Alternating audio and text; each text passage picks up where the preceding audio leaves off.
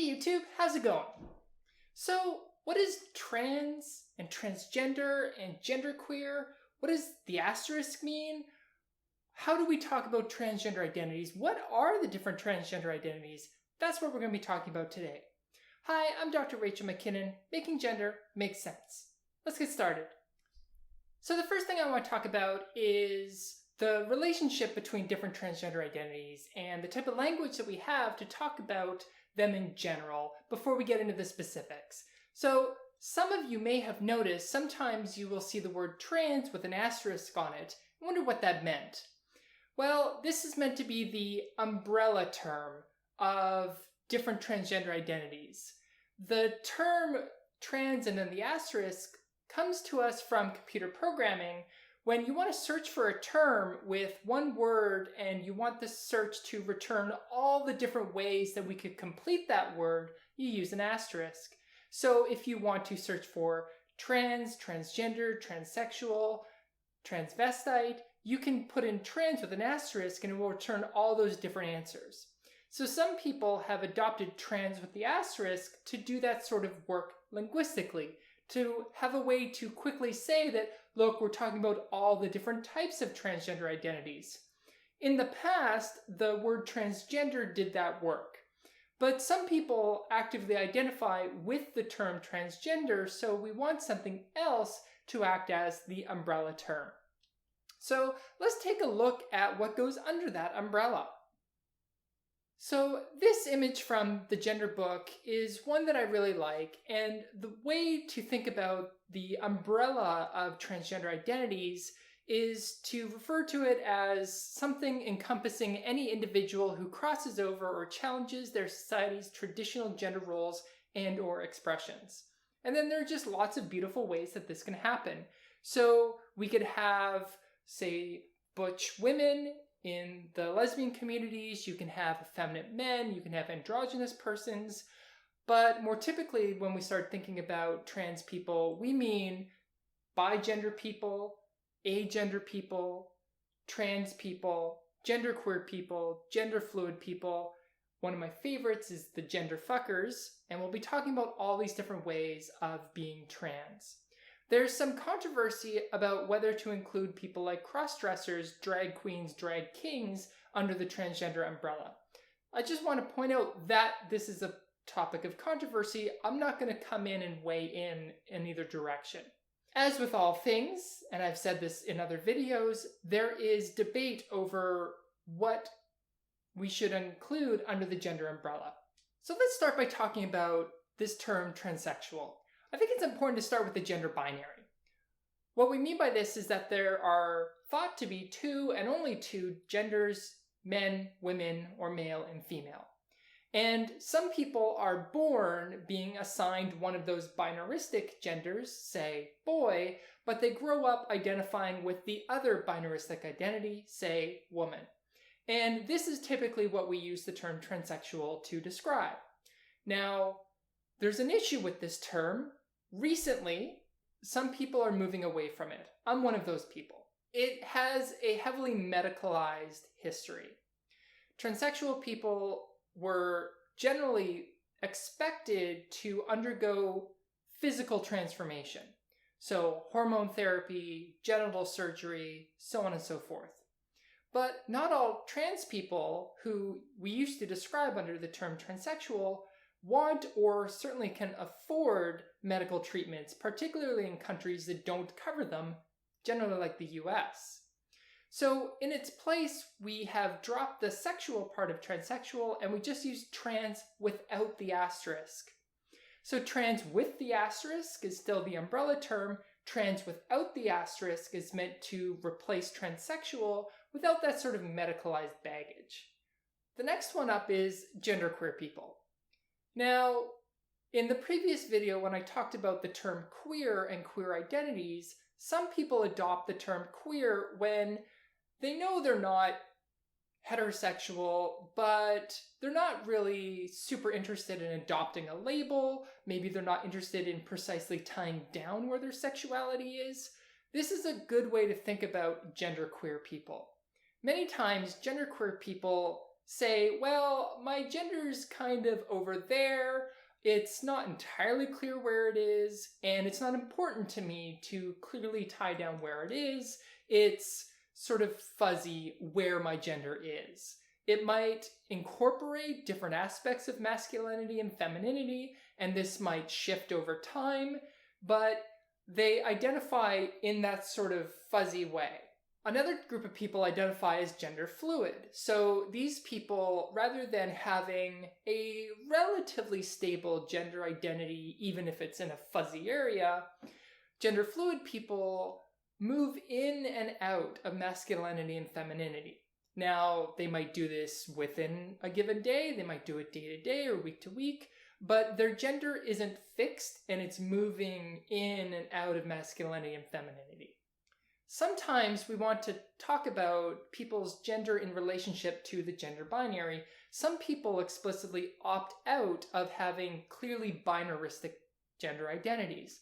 So while trans, without the asterisk, typically have binaristic gender identities, so for me as a trans woman, I just identify as being a woman, the binaristic gender works for me. Some people don't think that that's true, and so we refer to them as non-binary gender people.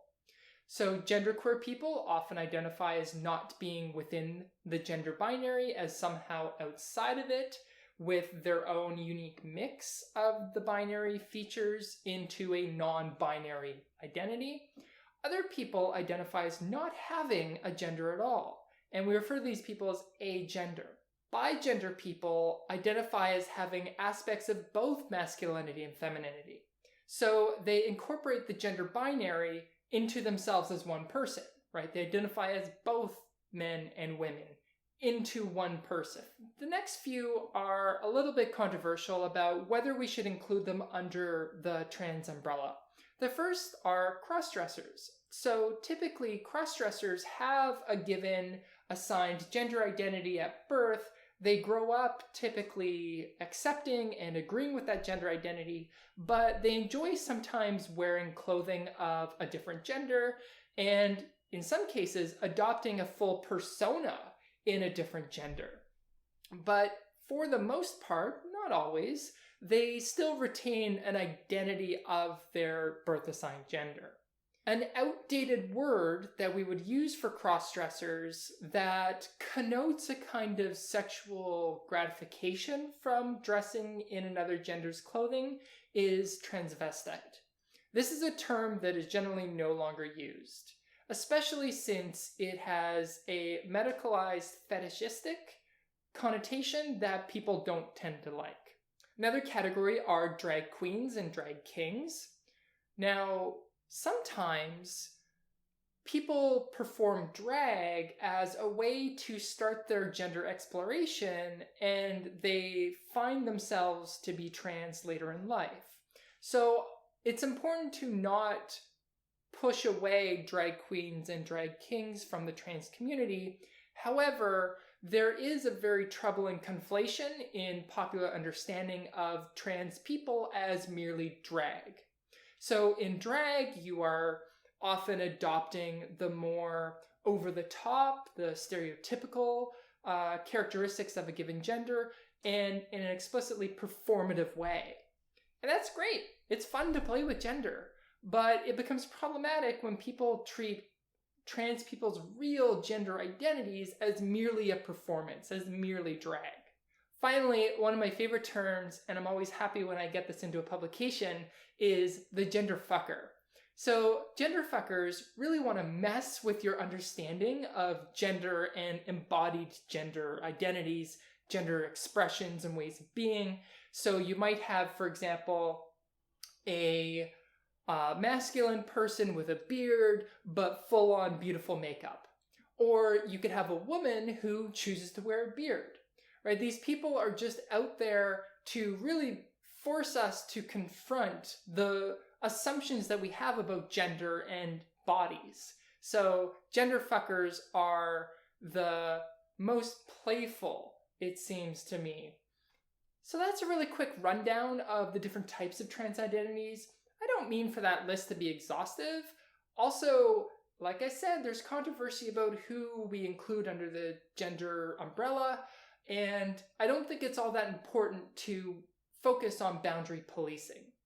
But now I want to shift into how we should talk about trans identities, because there are some important ways to get that right. First, the term trans is an adjective, it is not a noun. So if we want to talk about a trans woman, it's not one word, right? It's not a different type of woman, it's just a different way of being a woman.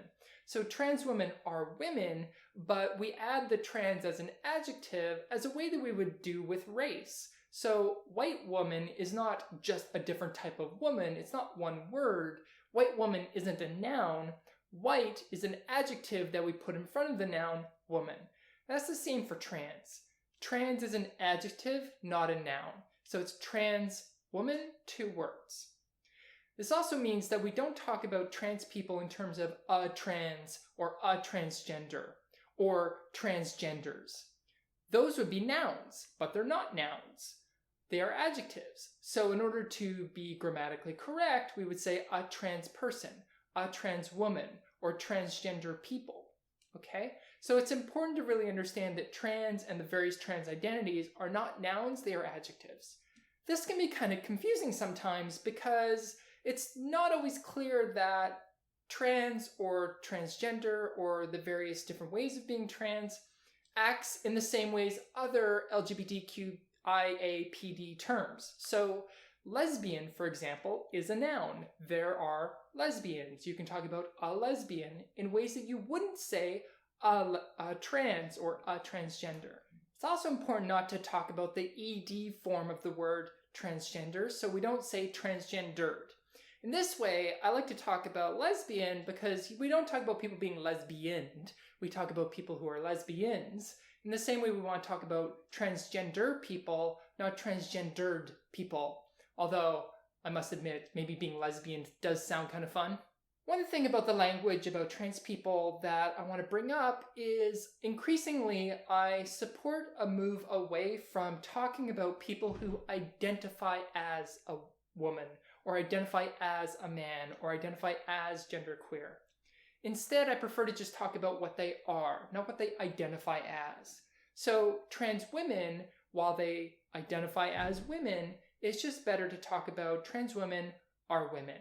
So if we want to talk about people's gender identities, just talk about their gender, right? It's not about what they identify as, because this seems to open up a kind of flippant, dismissive response where, well, I identify as an attack helicopter, or I identify as a dolphin. Why don't you respect my identification? Because gender doesn't work that way. We want to respect the gender that people are. And trans people are the gender that they say they are. So instead of using the language of identifies as, just talk about the language of what they are.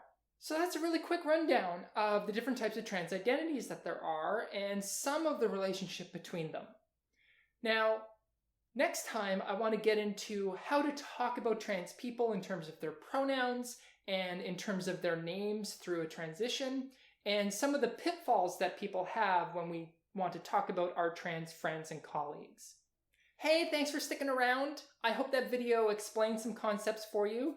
And if there's anything still unclear, and there should be, because it's confusing in a really awesome way, please leave a comment down below. Don't forget to like this video and to subscribe to the channel for more videos. See you later.